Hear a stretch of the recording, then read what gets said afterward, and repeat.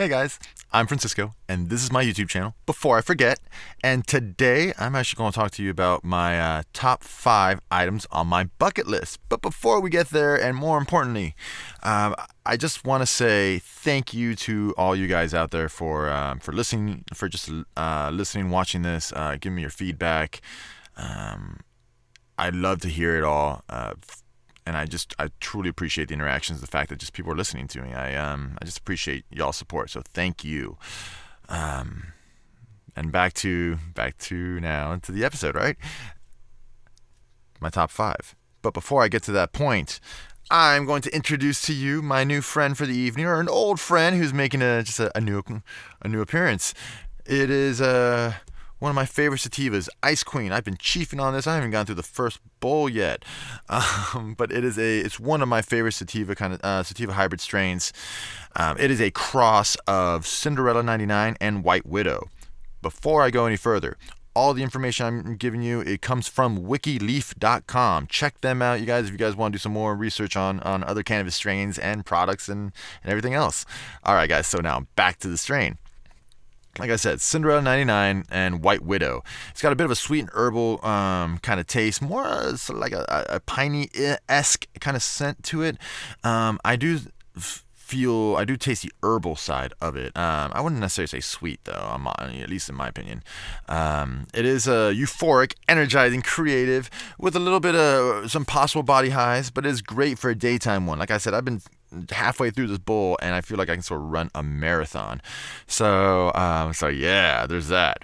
It's good for anxiety, loss of appetite, depression, stress, and nausea. Just like any sativa, though, just be wary that this one and its two parent strains, Cinderella 99 and White Widow, are all known to cause a little bit of paranoia if smoked too much. So I want you guys to enjoy all these strains, but just be wary of that. Like I'm aware of that with Ice Queen, so I'm sort of just like nursing her a little bit on this. Like I said, it's just half a bowl full. So yeah, all right. So now let's get to the parent strains of Ice Queen. Like I said, it was White Widow and Cinderella 99. White Widow as well is going to be more of a sativa hybrid strain. It's a cross of Brazilian indicas mixed with South Indian sativas. It's known for its pungent smell, very energizing, cerebral high. So in other words, it sort of tunes up all your senses a little bit, makes you very just like aware, I guess would be the better word. Mood uplifting, good for focusing, great for like since you are so just amped up and so aware, good for like psychedelic events or creative kind of experiences. It's been known to help with ADD, migraines, fatigue, and depression. It's been bred for its highest amount of trichomes, interestingly enough, which are basically like the frosty endings, bulbous little endings on the bud that if you see from afar, it's just basically like the crystal. Like you see that frosty look, those are trichomes. So yeah, I would definitely get into that a little further on another day. But yeah, they are an awesome part of, I think of it like shake. You got a lot of trichomes in there. I love shake. Anywho, moving on. Now let's go to Cinderella 99. See, I've been chiefing on this a little too long here. The Cinderella 99. Cinderella 99 is a cross of Princess and Cinderella 88. It's also sativa hybrid. It's got more of a fruity tone to it. A good dreamy body high. I'm not exactly sure what they mean by dreamy, to be honest. I haven't smoked Cinderella 99 itself in a very long time, but it is a wonderful, good daytime sativa. It's euphoric, energizing, and mood uplifting. Noticing a pattern on some traits there. Good for anxiety, depression, chronic pain, nausea, lack of appetite, and fatigue. So all these three strains basically almost do the same stuff, but it is Cinderella 99 and White Widow that make the ultimate strain, Ice Queen. I highly recommend it, you guys. It's like you're smoking a cup of coffee. Now, drum roll, please. Let's start talking about the top 5 items on my bucket list. Number 1. It is the furthest cardinal points of the whole American continent. What do I mean by whole American continent? I mean Latin America, U.S. and Canada, the whole continent, right? I've already been to one point, and that's the eastern side, St. John's, Newfoundland. in Canada. I went there in 2013 by car. It took me 3.5 days to get up there. I couch surfed with some wonderful people I'm fortunate to still stay in contact with for about a week, and then I just came on back. There's a lot to that adventure, by the way. There's a lot to that adventure. If you guys want to hear about that one, I would definitely go into more detail about it. It was a great adventure, but quirky things happened along the way. Now, from east to west. Now let's go to the western side. Cape Flattery in Olympic National Park, Alaska. That is the continental furthest point on the American continent. If I really want to be technical, just with St. John's, because St. John's, Newfoundland is an island. Newfoundland is itself a giant island. I could go to Attu Island. I'm not exactly sure if I pronounced that right, but Attu Island in Cape Wrangell. But right now, that I forgot for how many years, it has been uninhabitable. So I got to settle for Cape Flattery, Olympic National Park, Alaska. So yeah, that is the western side. Let's stay up there, right, in the sort of Arctic region. And let's go to the northern side now. That's going to be Cape Columbia, Ellesmere Island in Nunavut, Canada. My apologies if I didn't say that one right either. That is the furthest northern point. That one and Cape Flattery, since they are both in like Arctic regions, are going to take a lot more planning than, let's say, the southern point, which is Cape Horn and Tierra del Fuego, that is shared between Chile and Argentina. I've never been that far down south in South America, and I would just love to explore. I'd love to explore the whole region of Latin America, but that is the southern part. All these areas I haven't done much research on as of yet. What I plan on doing is when they become closer and closer to become a reality, I'm going to do my fair share of research because I want to know where I'm going to go to. But as far as I know right now, technically these are the furthest points, and that is my number one item on my bucket list. My number two now is actually doing the Camino de Santiago in Spain, the Way of St. James. It starts in a few different points, and it ends up in Santiago Compostela. And you're supposed to visit the Cathedral of St. James and see his remains. It started off as a sort of a medieval pilgrimage route. There is a little bit of trivia as well that I believe it was. There was also it was also used by pre-Romans. I had that written down. A little baked, so I don't remember where I put it, but there's also a little bit of trivia on that one. But yeah, it's about 500 to 600 miles depending on which route you take. Out of the four that there are, I'm stuck between two: the Camino Frances, which is the French way, translates into the French way, and it starts in the Pyrenees Mountains in France and ends up in Santiago Compostela. Then you got the Camino del Norte, which is the northern way. And that one starts in Galicia and ends up in Santiago Compostela, right? The northern way is a little bit more challenging, supposedly, and the French way is more, let's say, that's more the common, the more popular one. I want to sort of, I'm having a hard time choosing between either one. So hey, if I'm lucky, maybe one day I'll do both. So yeah, that is my number two spot. My number three, and this is actually one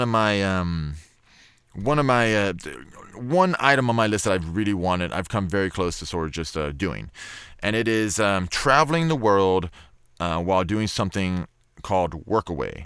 What is Workaway? First of all, go visit them on workaway.info, not .com, .info. What are they? They are basically a global community of hosts and volunteers.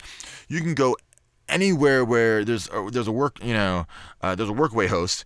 All over the world, it'll go from building an eco-village to maybe tending animals, maybe to being a bartender, teaching music to others. There's an endless amount of things that people are looking for, and in exchange for the services, they give you room and board, and some actually offer you stipends. The only thing you really have to pay for is getting there yourself. I want to do that because I want to be able to. I love embracing different cultures, different people of life, and different just regions and just different regions. I mean, the world's huge, and I've always had a wandering soul, and I want to keep giving myself that opportunity to sort of explore that. So yeah, you guys check them out, workaway.info. Now, moving on to number 4. But before I do that, I'm pretty baked, but at the same time, it's such a good strain. Give me a second.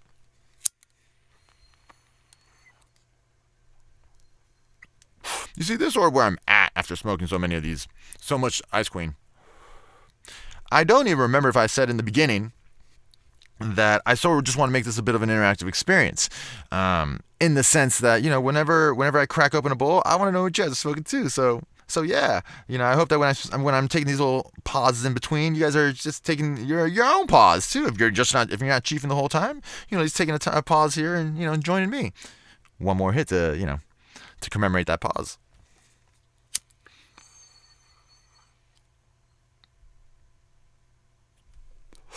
And tragically, it looks like I got to the end of that bowl. Not exactly sure just yet. I think there's like one more hit, but I'm sort of hitting bottom of the barrel. Yeah. Anyways, but don't worry. Like a good Boy Scout, I've got a second bowl ready. So, now moving on to number 4. Number 4 is going to be more like my Garden State moment. What is that? What do I mean by that? If you guys haven't seen the movie Garden State with Zach Braff and Natalie Portman, I really recommend that you do. It is, it's basically about a guy whose mom passes away. He comes back from California to go see his mom's funeral. He runs into his estranged dad. He begins to fall in love. He begins to fall for this girl, and he reconnects with some old friends. There's one scene in particular that just has always rung out to me, and it's basically him, his new girlfriend, his friend from years past, come out of a house that's shaped like a boat, and there's this couple that was sort of just like having them over, and while they're leaving, Zach Braff's character turns to the guy in the house and says, "Hey, like, have fun exploring the infinite abyss." And I've always loved that line. I might actually get a tattoo of that too. I'm not the biggest fan of quote tattoos on myself, but that one in particular, there's a few quotes. I would just don't want to go crazy because I could read that. I would be covered in quotes.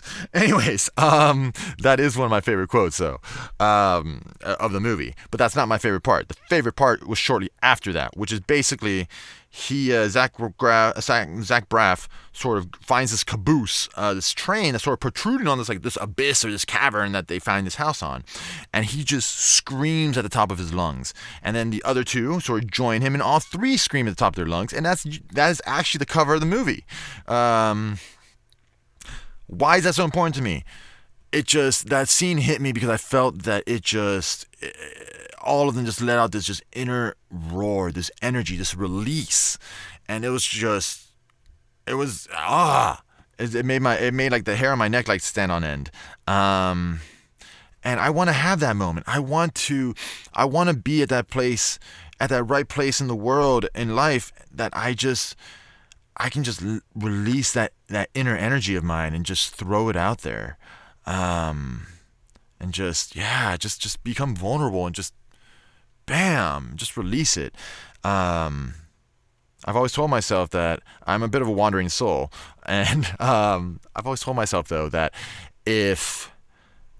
whenever I find my place that I can have that Garden State moment, that yell, that scream, that release, is when I know that while I'm living, I have found my home.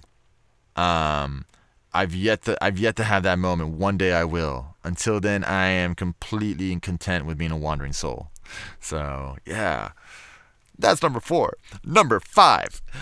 Number 5 is a little bit more simple. There's nothing too exotic or anything like that. It's just skydiving. That's all. Simply skydiving. I have a terrifying fear of like heights when it comes to like directly looking down. So if I'm at the top of a skyscraper or something, I'm looking through the window, or I'm at the window, I have this fear that the window pane, no matter how solid it is gonna fall flat, and I'm just gonna go just splat on whatever it is that I fall myself on. And that is a fear that just makes me just slightly anxious. But the reason why I want to do skydiving is to overcome that fear, just like I'm trying to overcome my anxieties and my fears doing these videos. So if this can be done, I can do that too. And yeah, so one day I'm going to do that. I don't know if I'm going to have enough courage to just put that faith completely on just my shoulders. I would rather do it with somebody else, a tandem or whatever they call it, and just cling on them like little possums do their mom. And it's just... yeah, I don't know. Oh my god, I really want to do it. It still scares the absolute shit out of me. before I forget, you guys, that is my number 5 one. These are my top 5. This list is, is right now in my cornets of life. These are my top 5. But let me go back to that little thing before I forget. See what I did? I want to go back to Workaway right quick. I did forget to mention one thing. And it's just simply the fact that I say traveling the world, but you don't have to travel the world. You can just be in a couple hours away from yourself. You could be in the state next door, the city next door. Who knows? It just depends on wherever the hosts are. So please don't think that to be part of Workaway you have to be able to travel somewhere exotic. You can travel right to the next door city. So yeah, again, workaway.info. Yeah, guys, so going back to the end, that is my top 5 list. And, yeah, that's my bucket list. I really want to thank you guys, though. I want to thank you guys for your comments, for your interactions, for reaching out to me, and just telling me how these videos have impacted you. It's truly humbling, and I, know that is helping me overcome my own anxieties with this. I didn't know what to expect being 5 videos in. I'm really enjoying this. I'm feeling lighter. And so, I have, in part I have to thank you guys. So thank you guys. You guys have my gratitude, and yeah. So now we come to our close for this fine day. But before we do that, I want to know what's on your bucket list. Do you guys have anything you guys want? What do you guys want to do? What do you guys want to achieve or go to? Whatever it is, let me know. I want this to be more an interactive experience. I don't want it to just be me. You know what I mean? I want us to smoke together. I want us to exchange ideas and dialogue. So yeah, let me know, you guys. Hit me up on Instagram, Shaggy Adventure. Leave comments below. Hit me up on Facebook. Don't forget to push subscribe. I want this to be like a continuing little dialogue. So thank you guys for listening. Thank you guys for your support. Thank you guys for your ideas. I hope this finds you guys happy. I hope you guys are at peace. And like always, I hope you guys are blessed. Till next time.